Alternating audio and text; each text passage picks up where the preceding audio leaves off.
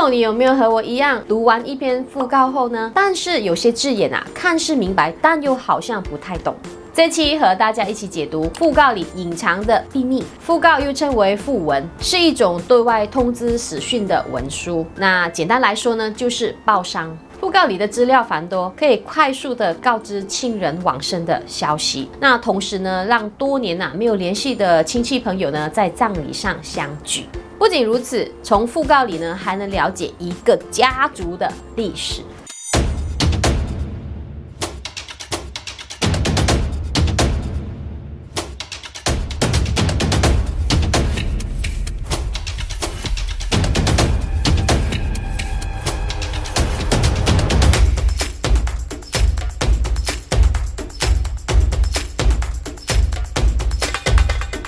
讣告呢，通常会出现在致赏处或刊登在报章，把消息传达出去。随着自媒体的迅速发展现今用自媒体或讯息来传达家有丧事的消息呢，也越来越多了。一般上的讣告会以我们最敬爱的至亲来做开头，接着呢，名字。如果是嫁了的女性呢，讣告上呢会分别放她先生的姓和自己的姓。有2个名字的逝者，以前用过的名字会以挂弧表示。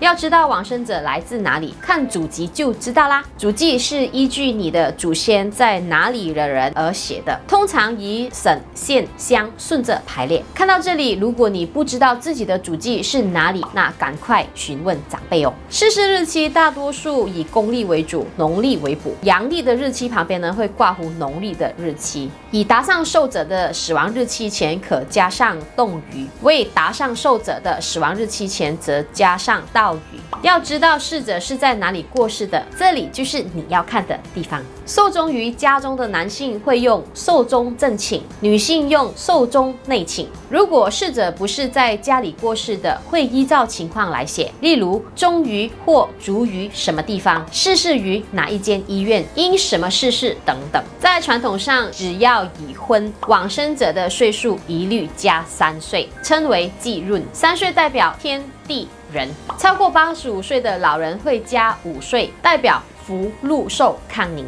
但每个地方习俗不同，算法也可能有不一样。重点来了，逝者的岁数前会看到的用语，享年、得年或享受等。原来这些词汇背后都有它的意思，记得不能随便放哦。30岁以下用得年，30岁到60岁用享年，60到90岁用享寿，90岁到100岁用享起寿，100岁以上用享松寿。几乎在每则讣告中会看到“勿等随带在册，亲事含念，吉日遵礼臣服”。这又是什么意思呢？勿等随带在册表示子孙等待在世者陪伴着，直到他咽下最后一口气。如果逝者是晚辈、长辈，就不需要这样做。亲事含念的意思是子孙在旁边等待为逝者整理妆容，换上寿衣，再给逝者口含珍珠、铜钱或饭菜，然后垂手为跪，在棺材旁哀号，亲眼目睹逝者的遗体放入棺木内，然后将棺木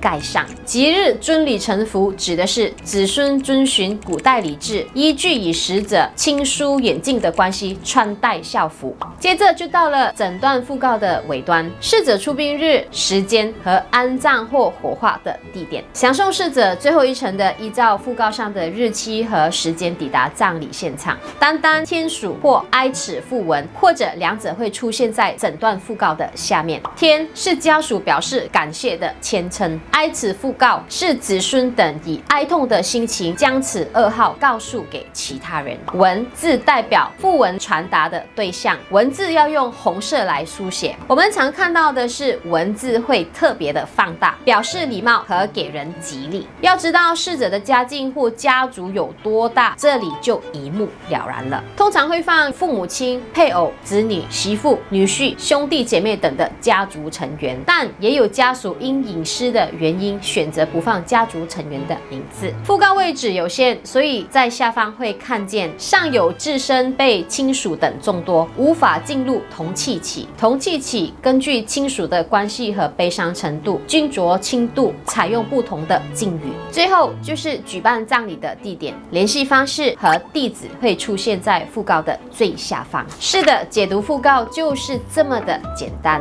讣告里的每一字一句都代表着它的意思。通过讣告真的是可以了解一个家庭。那今天的讣告解读法你学会了吗？关注我，得到更多的资讯。我是总监 Alice Khoo， 生命经理师，我们下期见。